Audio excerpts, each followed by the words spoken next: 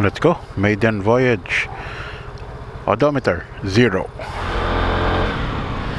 Okay, so this is the maiden voyage of our Vespa. Yes, I finally bought a Vespa.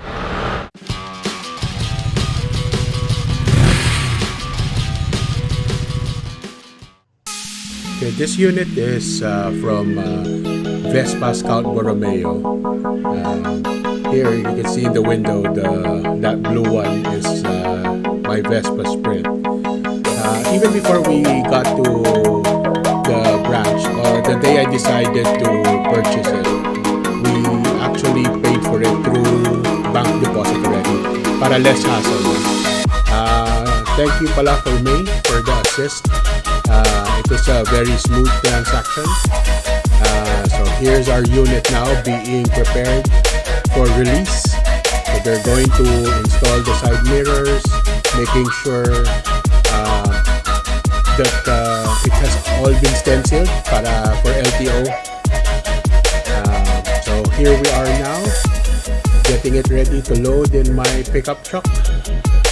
I really wanted to drive it home, pero before we left the house, it was raining hard. So this was, I think, the best decision to just load it up the truck, tie it up, then take it home. Yun lang after we took it home, it took around 2 to 3 days before I was able to take it out because of all the rain.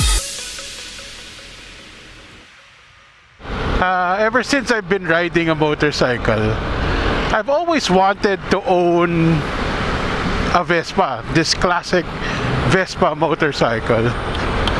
The closest I got into getting one was, I think it was around 10 years ago.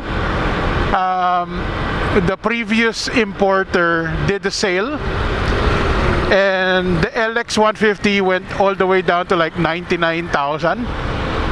That was the closest one I got to getting a Vespa, but situation was a little bit different then. Though it was cheap at 99,000, I couldn't afford it freely, diba? So fast forward, and if you've been following my last few vlogs, I've actually been contemplating on getting a scooter to be used as a daily. Gas prices has been going up. Traffic is crazy. So I've considered na talaga to get a more manageable scooter to use as a daily ride. My choice was actually down to the last two. It was either get a Vespa or get the Peugeot Django that was just launched locally by Motostrada. And from the looks, I actually really wanted the Django. It had that nicer classic look, but the main reason that held me back was I just felt too expensive for such a new player locally. But if I was going to spend on the upwards of 200,000, I would go with the more reputable brand. No, not really more reputable, but the more established brand locally. Now remember, if a brand has been established already, they have a better dealer network, they have a better service network, they have the community is already thriving, and the thing with community is it's not just about who you would ride with, because sometimes I just want to ride on my own, so it's not really about just the social group, but the community, meaning a community where you can be joining the local groups and be able to ask about issues, about where to buy stuff, how to fix this, how to fix that. So the network that is already established also has that knowledge base that you can tap. The knowledge base is very helpful, especially when you're trying to troubleshoot, which often happens naman in pretty much any device or any vehicle. So you can check, we can ask the groups, is this normal? How do I fix this? Is it something that I have to bring to a dealer to have it fixed, or is it something that is just something I can DIY to fix? Diba? And then it's also a good source where when you're looking for parts and accessories. Having that community will actually help you.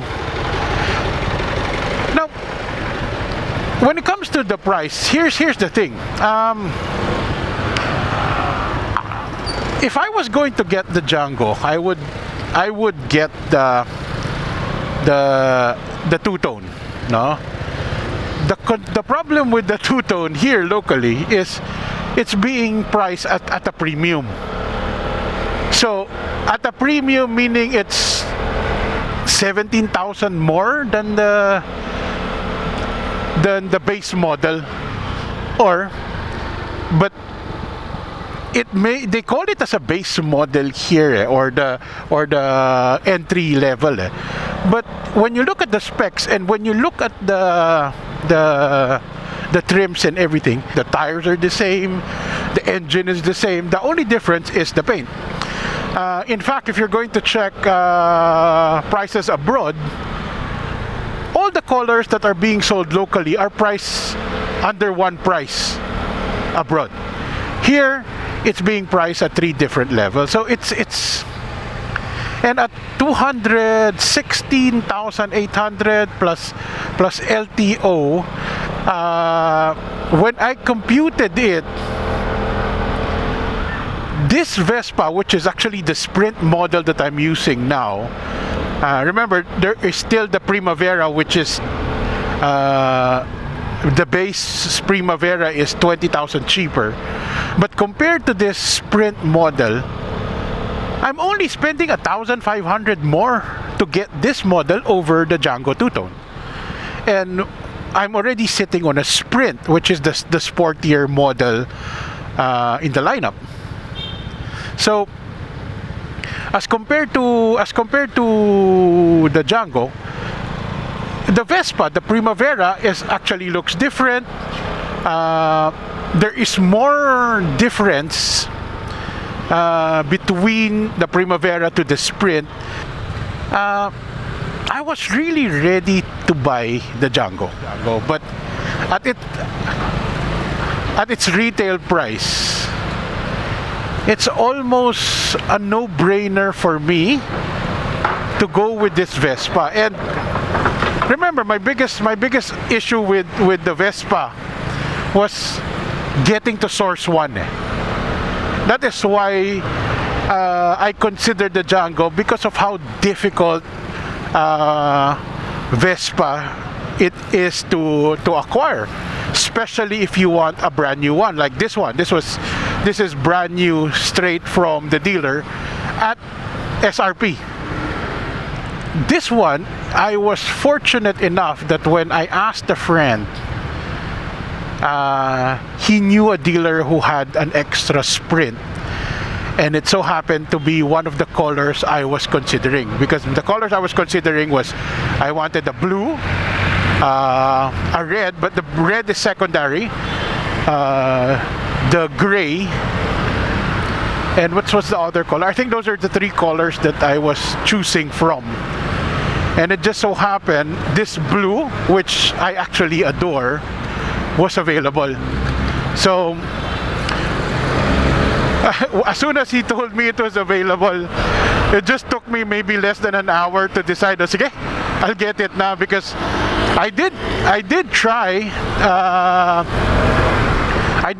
to ask the Peugeot dealer if they were offering any type of discounts to even just free LTO, but I guess it was so new that they were not giving discounts. So as soon as this one was available, I went for it. And like I said, I think this one really scratched that itch of mine to actually own a Vespa, because if I did buy the Peugeot, at the back of my head I would still be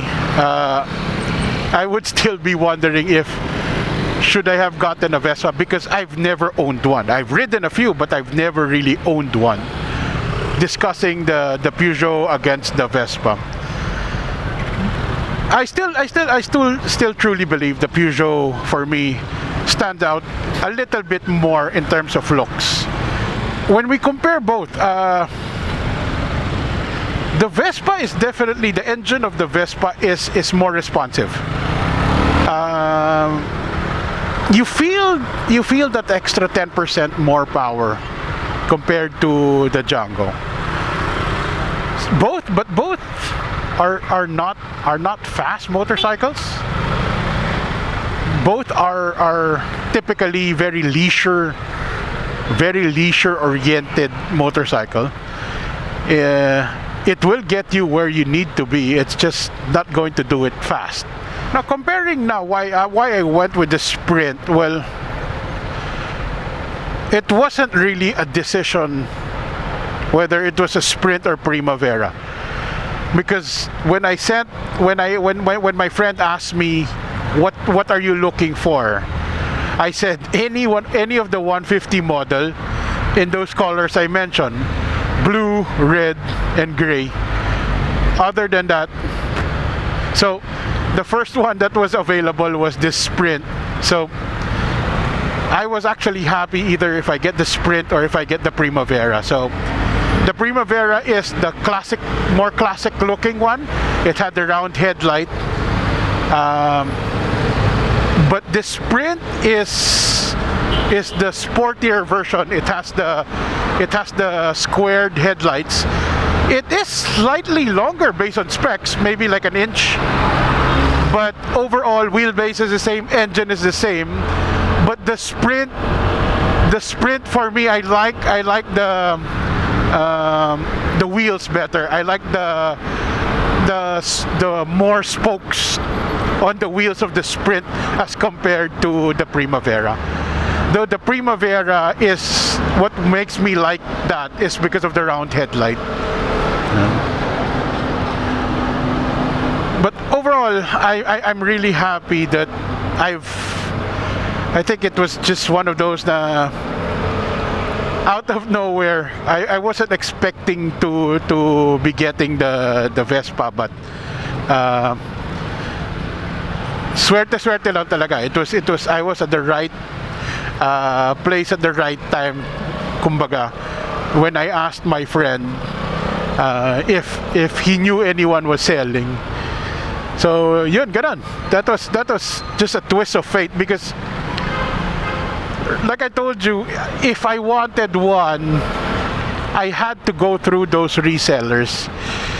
I don't like the practice of people that would hoard units,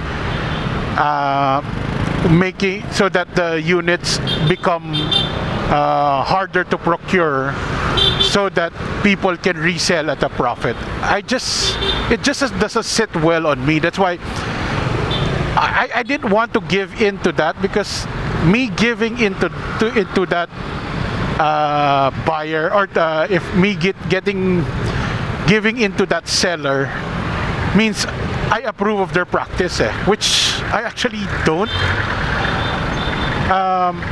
There's a lot of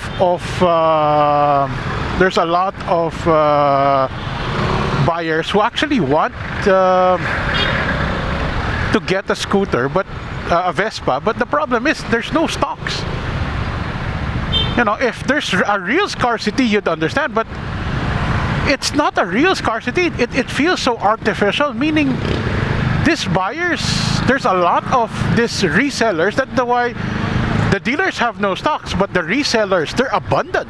So which means there's a lot of these units unsold, It just so happened they're being sold at a premium. So, medyo kawawa naman yung mga legit who wants to buy a scooter, and they had to, if nagmamadali sila, they have to pay that premium of 20. I've seen people padding it up all the way to 30 to 35,000. No? So, good thing I got this at retail, and then all I had to do was pay the LTO. But before I did take it out of the shop, I already asked them to ceramic coat it. You know, it has there are the Sonax badges there, so I guess that's what they use to ceramic coat this.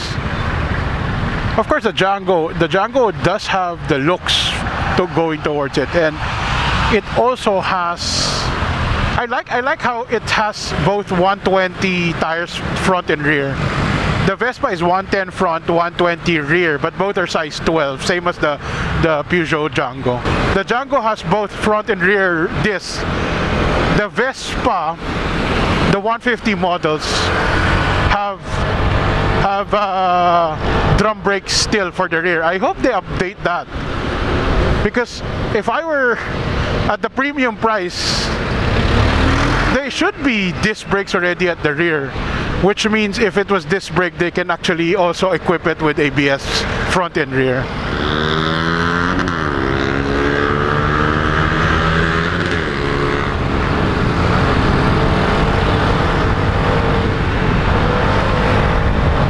There's also an advantage to buying a Vespa. Though disadvantage will come into play by the time you want to sell it. And this has to do with the resale value. Remember when I was talking about those 100,000 discounted LX back 2009, 2010, or even the time?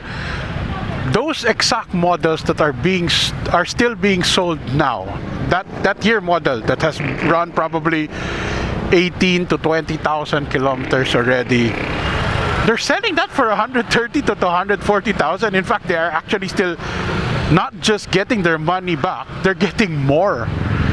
And this goes also with the other models because of the scarcity of the models right now.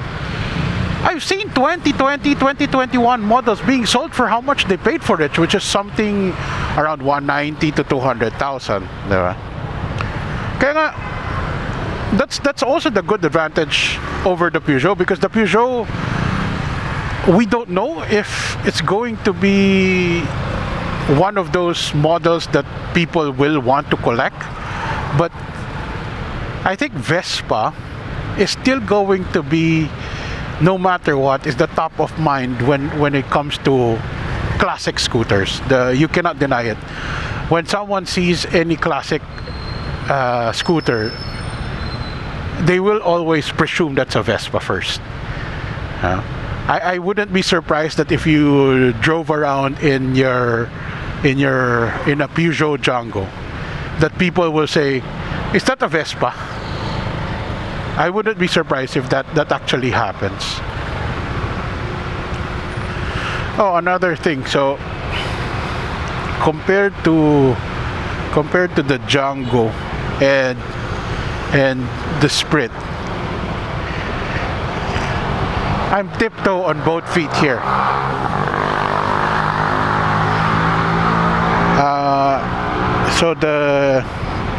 So I need to consider, not for my sake, I'm comfortable doing this because I'm used to the high seat height of the Hyperstrada.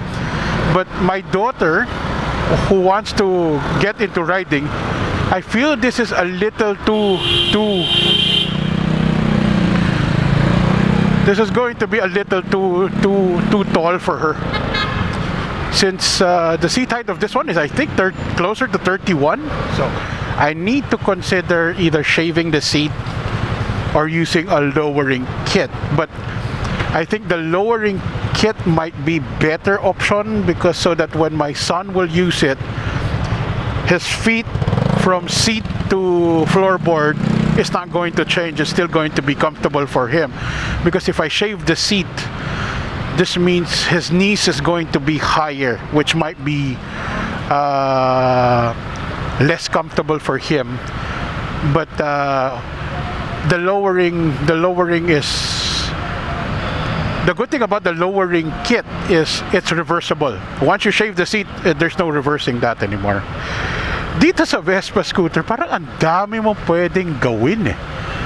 Which means this is going to be, and possibly, an expensive thing.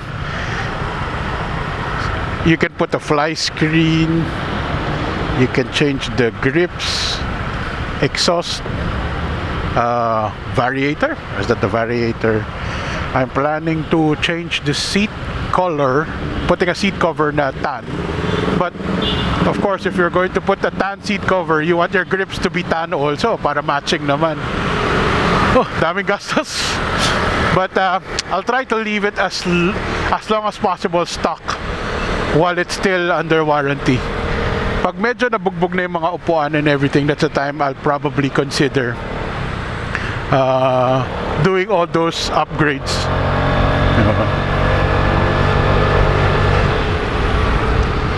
But this is not a light scooter.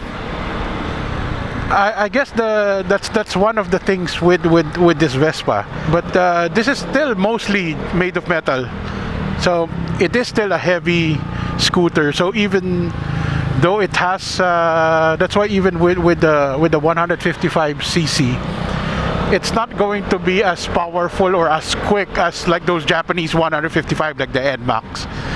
Plus, those Japanese engines has more horsepower compared to this. But it's a fun little bike. I wouldn't mind commuting with this. Yun lang. I think I need to also shell out for the top box, but the original top box is pretty, pero that's 14,000 plus I have to buy the rack at 7,000, so that's 21,000. Grabe.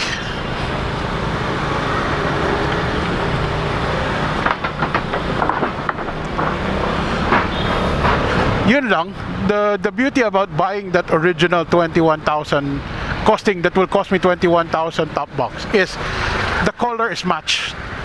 So it looks really pretty because it's color matched.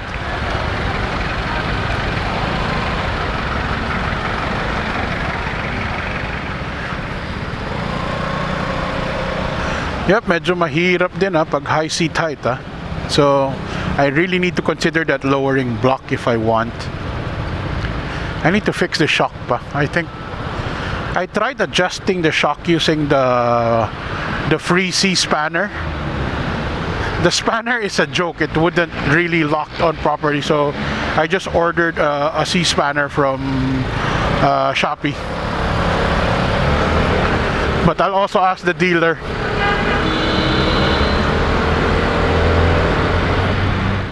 Thanks guys for listening and watching my vlog. If you haven't subscribed yet, please do like and subscribe. So there you go.